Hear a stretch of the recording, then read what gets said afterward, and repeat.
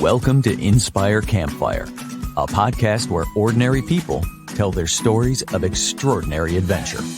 These are campfire stories meant to inspire the rest of us to light the fire within, get outside, follow our dreams, and return to tell our own stories.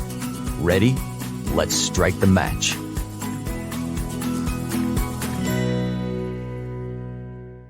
Welcome to the show. I'm your host, Scott Wurzbacher, and today we're going to talk about bringing calm to the chaos. The pursuit of success, especially in business, can be stressful. Our guest believes a little nature is a key ingredient to the antidote we seek. Joining us from San Diego is J'aime Nowak, an award-winning international keynote speaker, leadership expert, and author. For over 3 decades, J'aime has been a leading force in business, real estate, and professional development. She's spoken to, trained, and coached more than 250,000 leaders, helping them shift their thinking, expand opportunities, and build thriving businesses and careers, all while living epic, transformational lives. At the heart of her success are a few guiding principles, one of which is daily connection with nature. Even in small doses, it can ground us in the present moment and restore the fulfillment that feels out of reach when life gets chaotic. J'aime's mission is to inspire and motivate professionals to become their very best by focusing on what matters most, and that's what we're going to talk about today. J'aime, welcome to the campfire. Oh my gosh, Scott, thank you for having me. I'm sure we'll be having s'mores later. We're definitely going to celebrate. We had s'mores over the weekend. That was pretty cool. I hadn't done that in a while. Oh, there's nothing like, and you know, I'm a weirdo in that way. I just like the marshmallow. I just like to perfectly cook the marshmallow, and I can leave the graham cracker and the chocolate. So I've probably lost half the audience already. What is the perfect marshmallow? Because some people just like it lights on fire and it just turns, but like some people like that. Other people like the slow roast. How do you do it? I try to do the slow roast, but it always ends up in flames. You know? Good. And we roll with what we get, don't we? It's so good. So J'aime, I am so excited to have you here today. For listeners, I kind of just want to give some context on how we know each other, because I've known you and looked up to you for a very, very long time. I've learned from you for years in the real estate industry. And it's only been very recently that we've kind of gotten to know each other on a deeper level. So for my listeners, many of them know that I recently wrote a book called Campfire Within, which is about igniting that inner fire. Yes. Let's just take a moment and pause there and say, oh my gosh, congratulations. Yeah, thank you so much. Well, what people don't know is that there's no way I could have ever done that if I didn't have an accountability group of people that worked with me, supported me, and encouraged me. And hopefully I was able to do the same for others. And J'aime, you and our good friend Mike Gandolfo were 2 of the people that were together in this accountability group going through this journey together. And so you've written your own book, and it just recently came out. It is called Unleash Your CEO Mama. Say no to the crazy train and yes to freedom, focus, and fulfillment. And it's so good. And what a huge accomplishment. Congratulations on this. Thank you. Let's say, we both did it. It was a labor of love. I know you understand that. And together we were able to make that happen. Like you said, I have a perfect example. I was alone on that journey for about 8 years prior to writing it. Yeah. And I had all the stuff written in different places and all that stuff. And it did not crystallize and come together until we had a system to focus on, and we had people cheering the way and helping us along. It was an unbelievable opportunity. So grateful. It was an adventure of its own. And, it's cool because like I've been getting to know you, and we had weekly meetings to kind of just support and encourage each other. And I got a chance to read your book. And the thing is, like, as I'm getting to know you deeper and I'm like watching some of your stuff on social media, and now like having the opportunity to have read the whole book, like one thing that I noticed about you is that you've always got an element of nature that is in your work that you do. And whether it's for you personally or whether it's subtle, it's not like, when you're speaking on stage, you're not necessarily speaking directly to adventurers or people that are, you're not necessarily, that's not the primary focus of what you're talking about, but I always notice there's an undercurrent of it. And I just like, the more that I look into it, the more I'm like, Jamie and I need to have a conversation about this, because you're out there every day talking to people that are excited about success and excited about achieving big goals in business and real estate. And this is what you do. But I love that there's that undertone of nature. And so that's what I want to get into today. Yeah. And I'm excited about that too, because it is a definite foundation and through line for me, for my life. Yeah, I'm so excited. So let's start with this, just for context for listeners. Can you tell us a little bit about your story, just to kind of help for people that don't know you, to help us kind of get into this conversation? Absolutely. Speaking of adventures, as I look back on it, it's been a one ride after another, actually. And I think everybody could probably relate to that, because we all have a story. Yeah. And I started out in Rhode Island, so on the East Coast, and grew up with serial entrepreneurs. So that's an adventure on its own, right? My mom and dad were a force to be reckoned with. My father was like the best salesperson I've ever seen, still to this day. He had the charisma, he had the magic. And then my mother came up behind him and made sure it all happened and put it all together and, made the dream a reality. And I watched that growing up. We grew up in Camelot, essentially. Like, I grew up in a 26-room house. Wow. Due to my parents' success, due to them taking some risks and getting out there and making good things happen and building relationships, funny enough, right? And really taking things through. And then I watched at 12 how we lost everything. Mm. And they came and took the house and auctioned it off and sold all of our possessions out of the house so we could pay some people that we owed. And speaking of adventures, at that time, we took the $5,000 that we had. They bought an RV. And I'm not even kidding you. Wow. And we picked 13 up and coming cities on the map across the country. And that summer we were hitting the road to find out where the adventure would continue. Wow. What a story. Right. So took a few years. We landed in Phoenix, Arizona. My parents struggled mightily for a couple of years, and then they got their real estate license. Okay. And so over those next few years, my mother comes out the gates, rookie of the year, unstoppable. That's who she is. She is the original CEO mama for sure. Nice. And I grew up in this industry, essentially, right? That was from the time that I was 14 on. I grew up in that crazy, chaotic industry, and I saw how amazing it was, and I saw how full of opportunity that it was, and I swore I would never get into it because I watched her, and she was everywhere. She was all over the place, and the phone would ring, and he'd pick up the phone, and my dad tried to be helpful in that realm too, but he should have been an attorney and didn't follow that calling until it got to be a little too late. And so he would get involved in the transactions and just kind of disrupt everything, But I watched that whole thing and swore I'd never get in. And then I got the college degree, took that path I was supposed to, got the college degree and landed the $7 an hour job and said, that's not going to do it. Wow. Because I could fly anywhere I wanted, right? I got a job at Southwest Airlines. Yeah. I could fly wherever I wanted. I just couldn't afford to leave the airport. Yeah. Oh, I'm excited because you did tell me we had obviously several conversations, but one specific to this episode. And that was one of the things that you shared with me was sort of your education and some academic training and a degree in travel and tourism. And I definitely want to come back and touch on that a little bit, but absolutely. But yeah, so you decide to get in and now you're in the real estate business. Now I'm in the real estate business and I'm struggling, even with the best mentor of my life, right? Yeah. I'm struggling. I'm disheartened. I mean, many people can relate to that. You're when you're getting your business going, you want food with your meals also. Yeah. And it's hard to string a couple of deals together and then do it again the next month. And so that's where you and I met. I found an amazing referral system.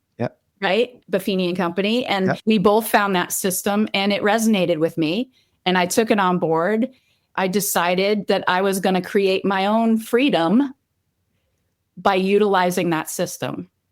And it worked. And I built a great business, and I did so well. They offered me the growth opportunity to lead my real estate office. Holy cow, that's a whole other seminar. But wow, the leadership lessons I learned in that. I mean, I'm still so proud of that, because I was able to take an office that was really floundering, and we were able to turn it around, and we were able to grow it from 24 agents that barely, there was like 8 that produced. Yeah. And I grew it to 175 fired up, awesome people, which led me to then work for Buffini and Company, because I became a product of what we were teaching. Yeah. Yeah. Crazy. It's such a great story. Oh my gosh. I learned some things today that I didn't know before. That's so wild. Like what a journey. Yeah, what a journey. We're going to have to dig into that. So like, I want to talk about the book for a second, and specifically Say No to the Crazy Train. Yeah, baby. What is this thing called the Crazy Train? So there are so many of us that want to write a book, right? And I believe I have several of them in me for sure. Mm-hmm. But as I was like, but my first one, like it's like your firstborn. It's the special, they're all special, but that one's like, oh my gosh, that's a milestone. And I was thinking about what I have these thoughts. I know what my purpose is. I'm a transformational guide. That's why I was put here. And one of the number one conversations that I've had over the now 30 years, dare I say it, 3 decades of being in and around this industry and, championing my own growth and the growth of other people, the number one struggle is I have too much to do. I don't have enough time to do it. I'm frazzled. I'm missing family dinner. I'm missing the vacation that I took my family on. I couldn't get a refund, and I worked all the way through it. Like I can't catch my breath. And so the crazy train is this thing that we start out on, and it's like, well, this is the path that I want to go on. So I'm going to get on this train, right? Like I told you, I'm going to get on the train. I'm going to go to college. I'm going to get that stability. And I'm super glad I did, because I feel like that created and built more determination. Yeah. Like I've learned and lived resilience and determination my entire life. But that college situation, that's the number one thing it did for me. I got through it and I succeeded at that.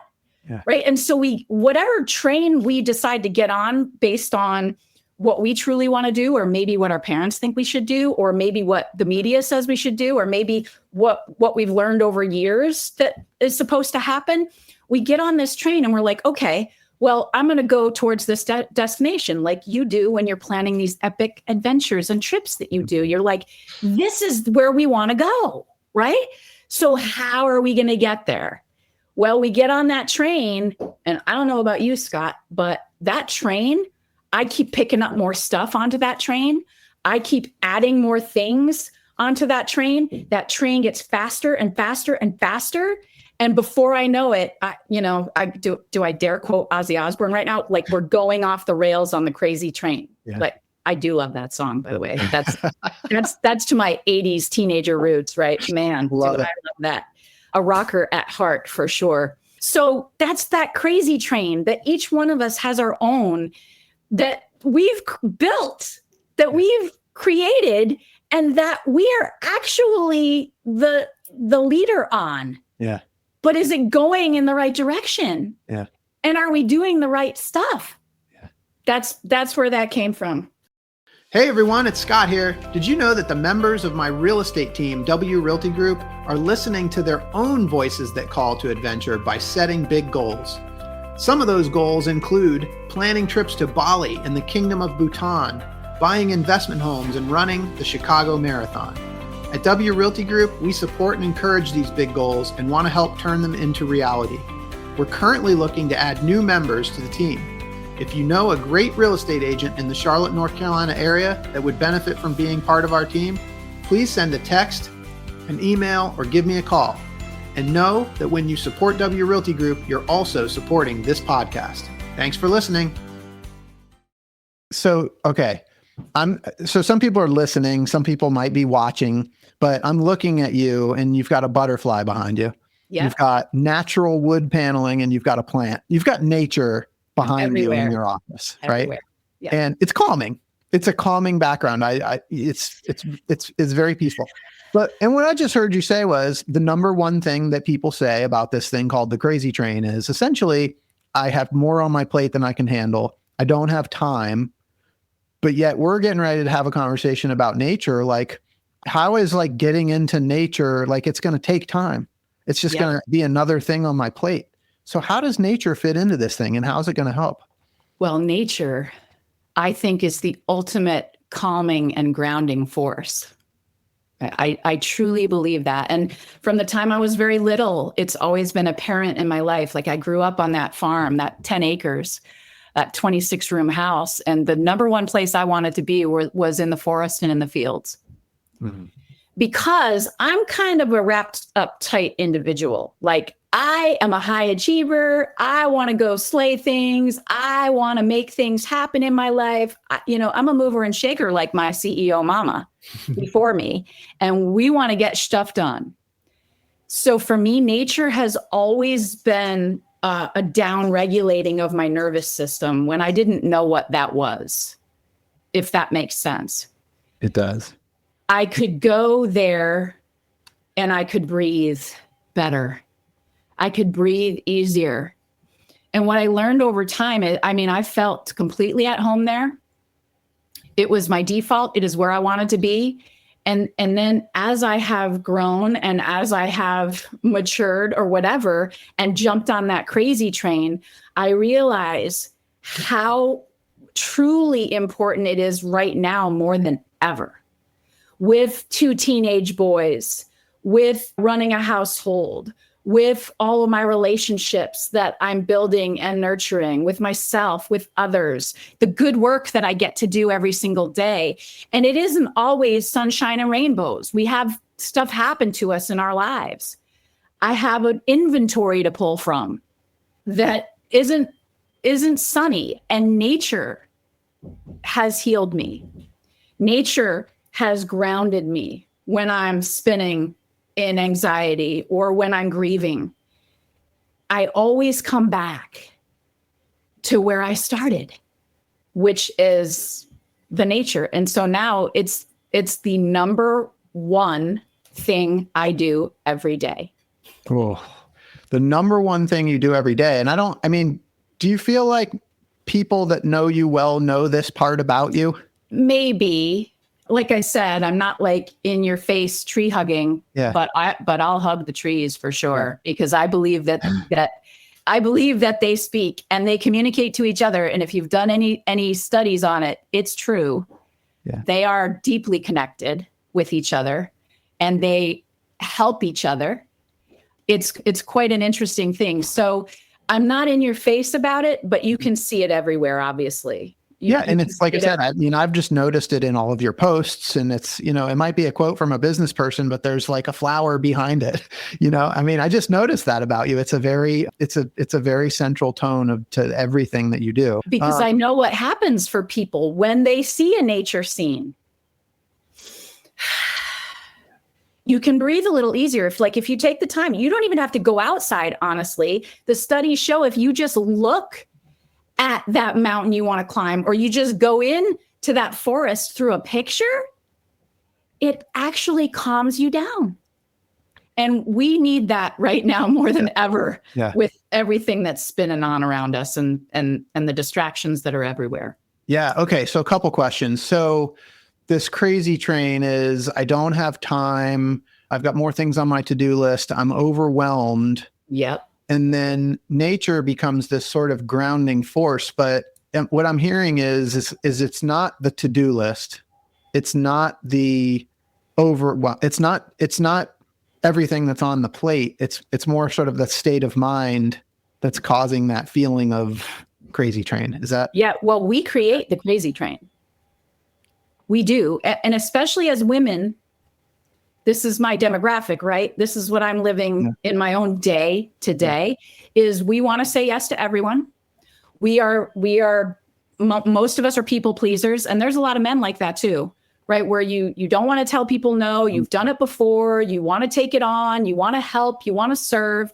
And so often we'll put everybody in front of ourselves.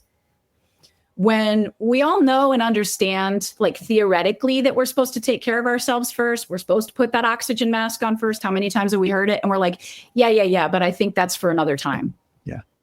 That's for another time. And so we tend to create that crazy train with all the stuff that we put on it.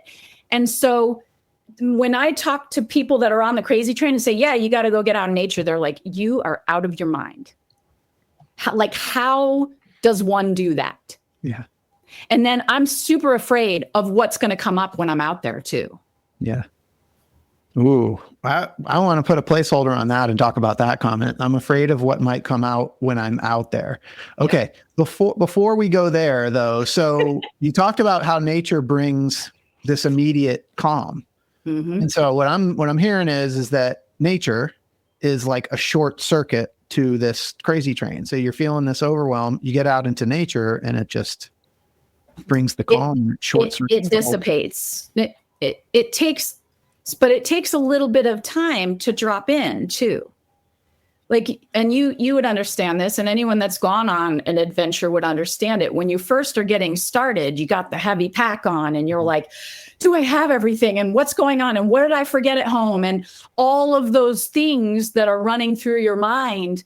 But as you take that next step, if you allow yourself to drop into it, you'll receive much more than you ever imagined. Yeah. So for you, it might not be, sometimes it is, but on a daily basis, it's not strapping a pack on and going for a 20-mile hike. It's the little doses for you. Nobody has time for that. I understand. You got to kind of create a big space to go to Machu Picchu, which is your next one coming up, right? Yes. And that is worthy, right? But I believe you got to take those first small steps first. Yeah. And I think you would say the same thing. Like, you can't just go from the being at the desk all day and being on your calls like this and doing your stuff with your family to go climbing the mountain. And so daily activities. So for example, every morning, coffee is my ritual. This is my camp mug, by the way, which is why it's one of the reasons why we get along so well. I know. The camp mug full of coffee, and I go step outside onto the grass, and I go walk around barefoot on the grass to just center myself for the day, just to breathe it in, and have a few sips of the coffee and let the dog out and just be there. And that's how I start my day. And then from there, we go. And my dog is my nature partner, right? And we go, and I have the blessing of I'm able to walk out my fence, and go down a little drainage ditch. So it's not sexy, getting there, but going down the drainage ditch that then opens up into this giant eucalyptus grove. Mm. And it's all dirt and it's all trees, and I'm like, yep, I'm home. This is my happy place. And we go out there, and sometimes it's only for 15 or 20 minutes because I have a call I have to get on. Yeah. But it's a really important piece to begin my day and end my day. Yeah. So I bookend my day with the nature. Every day. Yeah. Yeah. You're out in nature. What happens in the eucalyptus forest? What happens in the eucalyptus forest? Well, I have this morning I was giving myself a motivational chat. We see a few people here and there. And when we do, I'm like, oh my gosh, I thought this was just my place. If there are other people out there, and I want to encourage that. Right. So, but this morning I'm giving myself a motivational speech. Like, I've got some things I'm working on in my business. I'm waiting for some things to come through. I've got some creative ideas that I'm moving forward. And I'm like, there's a lot happening in a family. There's a lot happening in a business. And especially when both of you are independent contractors and building your own businesses. And so for me, what happens in that eucalyptus grove is I go out there and I kind of give it up. I kind of let it go. I speak the words I need to speak that are powerful. and I recenter myself if I need to. And it just helps me to be out there. It just helps me to get some clarity. It helps me to be grateful. Yeah. It really kind of, instead of sitting in a room somewhere, which if that the only way you can get the quiet, then get the quiet. Yeah. But man, you can really plus it if you go to your favorite park, if you go sit by your favorite creek, if you go and go and sit underneath a tree on the grass. It really elevates it. And since I was in college, I've been studying high performance. And so I know this sounds all airy-fairy, but there are so many studies and so much research about what nature can do to help us perform better, to reduce anxiety, to calm our nervous system. And when you're more calm, you're more able to create, you're more inspired, you have better decision making. There's so many good things that are attached to it. So for me, being a practitioner, right? Yeah. I'm not just about learning, I want to go apply it. So I guess I've learned along the way that for me is a definite game changer. And I believe it is for anybody that will allow it. Well, so you're the real deal. I know this. And I know that you travel a lot too with your speaking, right? And yes. So you can't always go into the eucalyptus forest. And no. And often you're traveling to big cities and places where there's not like super easy access to nature. But right, because you want super easy access to the convention center, which is that's right. Right. But J'aime Nowak has some workarounds. Tell us what you do when you're traveling. Now they're going to think I'm nuts. Okay. So one of the things I do when I'm traveling, again, being up in the air, not great for the body, compression, all that stuff. So when I land, it's really important that I find a patch of grass or earth to go stand on for a few minutes. It helps with jet lag. It helps with your circadian rhythms. As we know, travel can mess that up. It helps me to be at my best because I'm getting ready to go and bring some energy into a room. Where do I get it? I get a lot of that energy from nature. Nice. I love it. And I noticed that you said that you often go barefoot. Yep. Tell me about that. Well, okay. Rubber insulates you from the electrons in the earth. Yeah. So putting shoes on, I understand. Okay. I'm not out there barefoot all day, every day. And I've even tried walking in my eucalyptus grove barefoot. There are certain patches where it works and certain that it's quite painful. So yes, I don't do that much, but you can only soak up the energy from the earth if you don't have shoes and stuff in the way. Yeah. And we live isolated from the very thing that can calm us, that, help us with anxiety, help us with grief. We isolate ourselves from it everywhere. And with the convenience, with the home, with the air conditioning, and I love all those things. Don't get me wrong. But I also believe that we need to get out there in small ways and then in bigger ways to go on those epic adventures that you bring people on. The little doses every day are critical. The bigger ones of, once or twice a year or whatever is, however you choose to kind of space them out. Those are important too. And I want to touch on those. But one thing, like when you're talking about your childhood, you said 26 room house, you said Camelot, like I'm imagining like, castle, moat, very protected. But I know that, but then you said farm, like I know you lived on acres. Wide open. Can you help me understand a little bit about like the early experiences with nature and maybe some of like the moments when you were very young, like connecting with just being outdoors? Well, I was out there from as long as I can remember. Like we had 13 cats on the farm, right? Because they're there to eat the rats, which I don't like that circle of life thing. Yeah.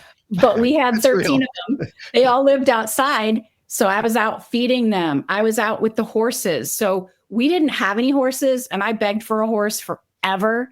Never got one, but everybody else boarded their horses at our farm. And so I would trade for, like, I'd clean out the stalls and I'd get riding lessons and I'd have access to the horses. So for me, it's always been about animals and nature. If I go back there, and I think so many of us can kind of get a glimpse of where we really want to go if we go back there and we remember what we loved doing without being told we had to do it. There are certain things we gravitated towards. And I think I mean, gosh, I'm going to go deep here because sometimes I go a little global, but I believe those are little, like, hints to where you would find true fulfillment, whatever that you got lost in when you were little. And so I was always out on the trails. I was always building forts. I was always in the forest. I was always running through the fields and eating tomatoes off the vine and blackberries over here. Like, that's how I grew up. And the interesting thing is my parents never really went outside. Okay. They were all about the pursuit, the entrepreneurial business, the work, the stuff. We never went on a camping trip. So it's just so interesting to me that this is me. This is my path. This is my journey. And it's always been around that. Yeah. Did I get away from it for a while? Sure. Yeah. As we do. I mean, that happens to all of us, obviously, and then you had this experience of having to pack it all up, jump in an RV and go figure out where the next adventure is going to be. But one thing that I learned about you just recently during our last conversation was that you studied international tourism and you had opportunities to work for airlines, cruise ships, resorts. And I'm just kind of curious if you could connect dots for some of us, like, we're living on this farm, kind of the experience with having to pack up the house and then going into tour, like, kind of, if you could connect some dots there, because it's pretty cool. The only dot that I can really, a couple of them. Yeah. Number one, life is going to happen to us. Mm-hmm. And it's what we choose to do to move forward that makes all the difference. We've all heard that. Living it is another thing. I had that great example from my parents. I watched that. I learned it. And so I think the connections that I can make is, all right, okay, I know I want to go to college. I'm not sure how it's going to serve me. And I started college as a vocal performance major. Okay. Nice. And changed it 4 times. I went into psychology and I was you can sing too. I didn't know this. A little bit. Yeah. Yeah. So love it. So yeah, the first job I ever wanted was being a rock star. Nice. Or being on Broadway, but I couldn't dance at all. Like, not at all. So I was like, maybe not Broadway. So yeah, so I've been in a few rock bands along the way. As I connect the dots, I was like, okay, what am I interested in? It's always been learning, growing, developing. I wanted to see the world. Yeah. I wanted to go on that adventure. Right? I had been all across the country. That wasn't chosen, but we made the most of it. And so I was looking for that adventure. But then as you go, like, I don't know if I shared this with this audience, but so I did get that job at Southwest Airlines, great company. And then I was able to fly wherever I wanted, and I couldn't afford to leave the airport. I could go wherever I wanted, but I was like, but I can't afford to leave the airport. I could barely have lunch there and then go back where I came from. Yeah. So I'm like, well, this isn't going to do. So, okay, I got that degree. And then I had researched also working on cruise ships. Holy moly. No, thank you. That's not freedom. That was not the freedom I wanted. Club Med, researched that. Nope. You're on like 24/7, basically, for like 8 months out of the year. I was like, that is not the life that I want. And so I landed literally with the airlines and then realized, okay, well, unless I'm not willing to do what it takes to continue to move up this ladder, as I was looking around the politics, and I did not want to, I had been a server most of my life too. So my parents had a restaurant, speaking of adventures, before we lost everything. I grew up serving people. It's what I did all through high school, all through college. I was a bartender. I was a cocktail waitress. I was a server. And then I looked at this, I'm like, okay, so I'm going to do that on an airplane where I can't get out? No, I'm not. So I looked around, what's available to me? And it was real estate. Yeah. And real estate, as we've heard, has no ceiling and the sky is the limit. It also has no floor. So if you're going to go there, you better be ready to work. Yeah. Hey, everyone, it's Scott here. This podcast is a passion project for me because I absolutely love adventure. And it's thanks to the effort of my residential real estate team here in Charlotte, North Carolina, that many of you know as the W Realty Group, that this podcast gets funded. This awesome group of people have unmatched levels of competence and caring for our clients. If you know of anyone looking to buy or sell a home, our team serves the Charlotte, North Carolina market, but we can also help you find an agent anywhere throughout the US or Canada through our highly connected network. When you support our real estate business, you are also supporting this podcast. Thanks for listening, and thanks for your referrals. So much of this makes sense though, Jamie. I mean, it's pretty cool. Like, you had these very entrepreneurial parents, you had this connection with nature as you're a kid, and then you went and studied international tourism. And I guess I'm wondering about the spark. You wanted to be a rock star. So I guess to finish connecting the dots, like, you landed in the perfect spot. Like, you're doing exactly what you were designed to do. You're on stage. You are a rock star when you're up there, but you get to travel, right? It's so wild, isn't it? Yeah. Like, and I'm still trying to figure out how to work some songs into my deal, Oh yeah. You just got to belt it out. Yeah. I can't want to be there. A few people have seen that here and there, but I think I'm going to turn it into something. Yeah. I love that. Yeah. No, I want to see that. So I just think that that's so cool, the way that you have kind of pulled all of that together.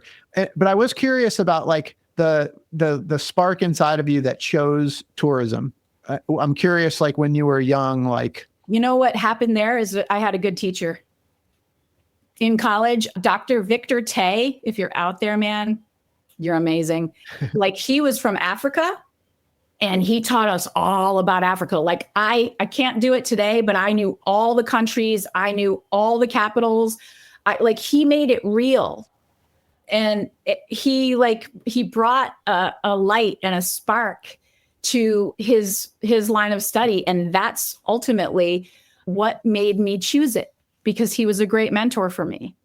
And honestly, that's how I've achieved whatever I've achieved in my life. It's because mentors before me have seen and believed in me before I ever did. Yeah. And so that's what made me choose that particular path. And if I'm going to be really honest, it also was like my fastest way out of college at that point. Got it. Because I had changed my major 3 or 4 times, and I was like, I got to finish this thing. This is not, I'm not here to just be a scholar. Yeah. Well, it sounds like there was a spark there that he encouraged, was this like desire for exploration and understanding like all of these places that are out there. That's super cool. So we talked about like how you bring it into the daily, but I also know you're somebody, like, again, you don't talk about it often, at least that I've seen, but you've been on some pretty epic trips and you've been to some pretty amazing places. I'm just kind of curious, like, and you've talked about like vacations that you've done with your kids and visiting national parks. Like, I'm curious kind of your philosophy on personal travel at this point. Well, early on, I would say, we toured a good opportunity. I mean, the US is amazing. You don't need to go any further. Agreed. But I always wanted to go further. Yeah. Right. And so when I was like in my college years and things, I went to the Caribbean. And I went to Puerto Rico, and I always would find myself to the rainforests. Wherever they are, I find them and then I climb them, right? Because there are usually mountains involved. And what's so beautiful about that whole thing, I don't love this might sound weird. I don't love crowds. Okay. Even though the work that I do, you're at a big event, you're with a crowd, but in nature, I don't want to be where everybody else is. You probably resonate with that. And I'm sure a lot of people listening do. Yeah. And what I've learned is the higher up you go, the fewer people there are. And true. So that's what I found myself doing. I went to Bali and climbed that mountain at 3 a.m. and they're cooking eggs in this volcanic soil of this volcano that we're on. And Hawaii, same thing. As I had my children, then I don't know if they'll ever camp again, but that was our vacation unless we were going to visit family. We have gone to Yosemite and done all the hikes. Unbelievable. Sequoia National Park, like the ancient trees really get me. They are where I find just a great amount of peace and perspective. And we're tent campers too, right? So we're not glamping, although I'd like to try that once. Did an RV one time, which was fun and stuff. But for me, it's being out there. Like you said this weekend, you took your family camping and you're sitting around the campfire. Like there's magic that happens with the elements. You're sitting on the ground or near the ground, right? You got the fire going, you got the stars in the sky. Like for me, when we're out doing that, one of my favorite things to do at night is to get away from all the lights and just look up and just feel that. Wow. What is that? What do you feel? Just the expansion of that sky, and to look and realize how minuscule really are we in the scheme of it all. All the majesty that's out there, it's out there. You just gotta pay attention to it.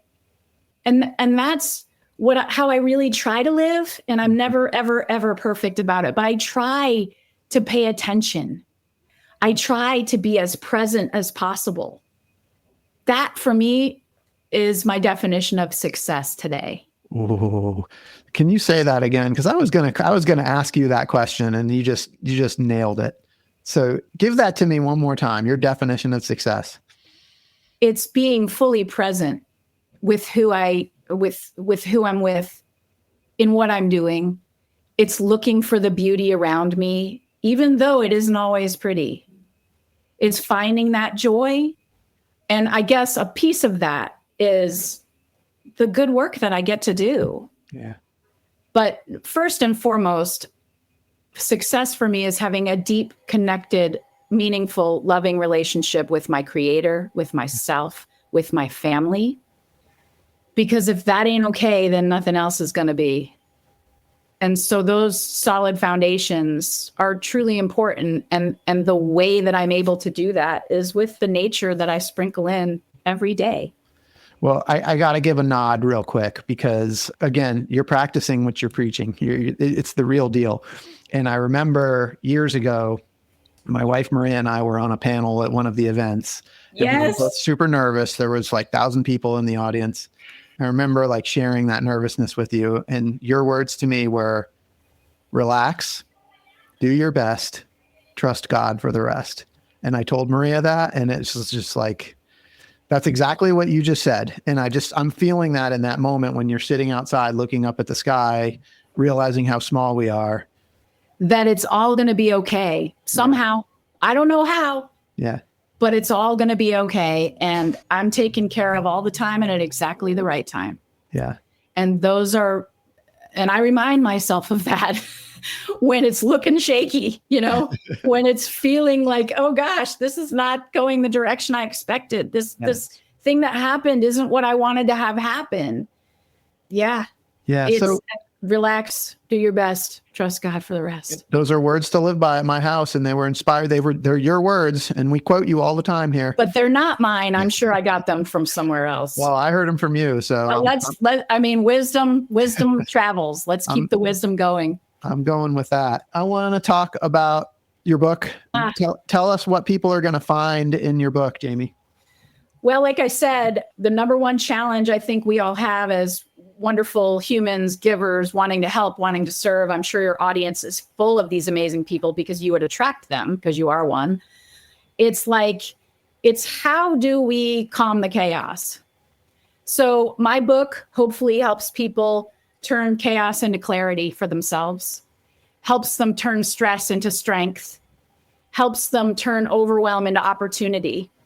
That's what I believe my purpose is. That's what this book leads to. And what I've also learned is people need something this book, the beauty of this book is it's not 350 pages. Easy read. Yep. Right. It's an easy read. I tried to make it beautiful inside. And there are beautiful quotes. And I wrote this for me. I wrote this for me first, and it helped me tremendously. And then I helped it help other people. Yeah. And I've helped hundreds and thousands of people by using these same principles. And so what I did is I just kind of said, okay, the simple 7, what are they? To take back your power.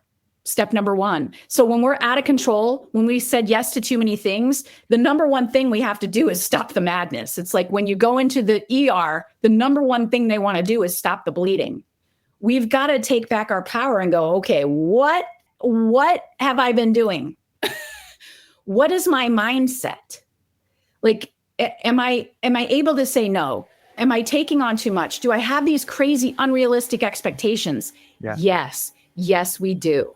Yeah. We have baggage that some of us have been carrying for years that isn't ours because somebody said something to us or we lived it growing up, and we're like, oh no, this is the way it has to be. It isn't the way it has to be.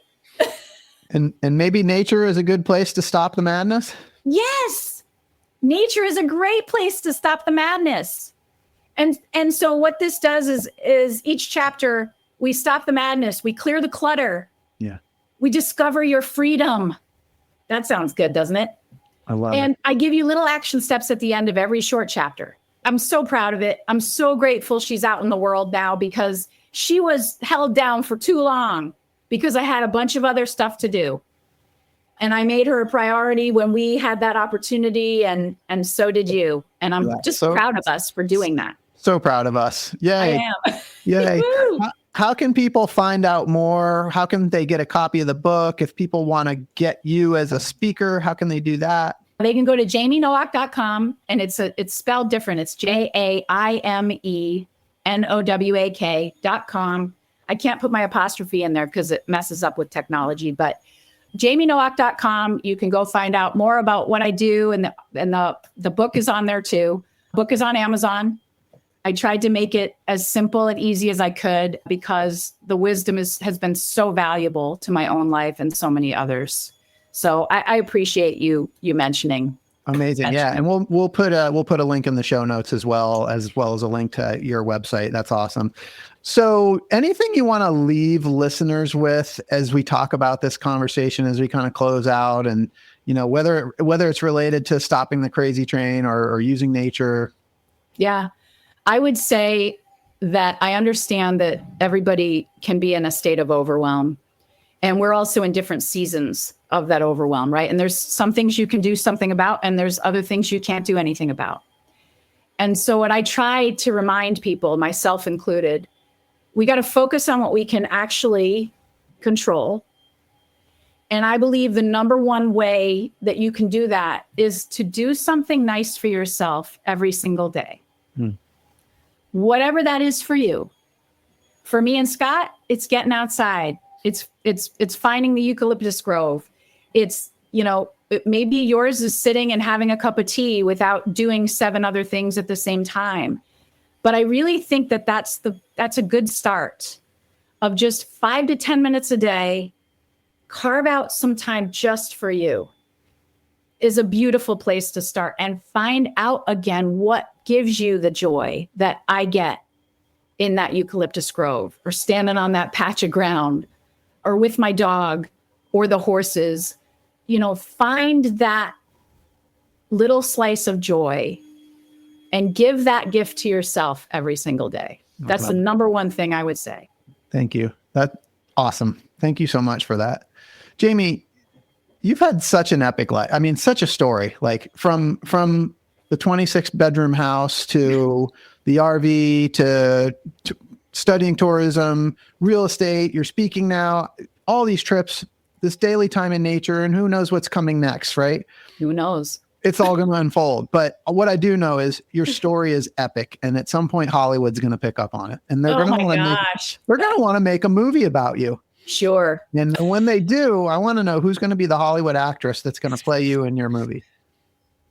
Who is going to play me in the movie? For some reason, I keep coming back to Emma Stone. Ooh, yeah, nice. I do. I feel like she's kind of real. I like that. That's a good pick. Yep. Right? I feel like the number one thing I want to be with people is real. Yeah. I don't want to sugarcoat stuff. Yeah. I want to be myself. I want you to be fully yourself. And for some reason, she gives me that vibe. Yep. And I've got a little bit of red in and around it's a kind of auburnish hair, but I love her. She's a great choice. I love that. Emma Stone. What's your movie going to be called? Well, of course, it's going to be J'aime Nowak Unleashed. Ooh, wow. Of course. J'aime Nowak Unleashed, starring Emma Stone. I mean, it's got an Oscar winner. Right?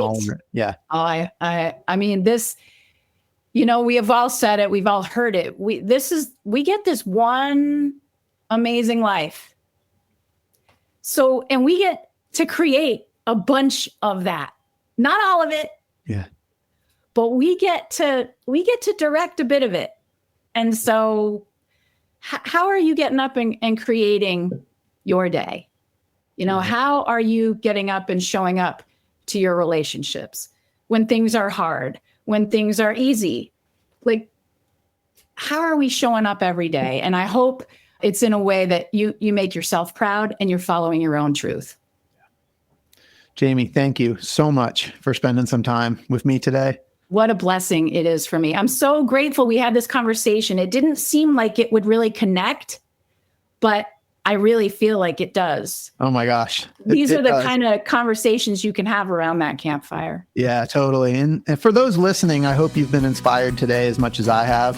Hope J'aime's story has encouraged you to listen to the voice inside that calls you to adventure, because we want to hear your story next. If you have a story to tell or just need a nudge to create one, please send me an email.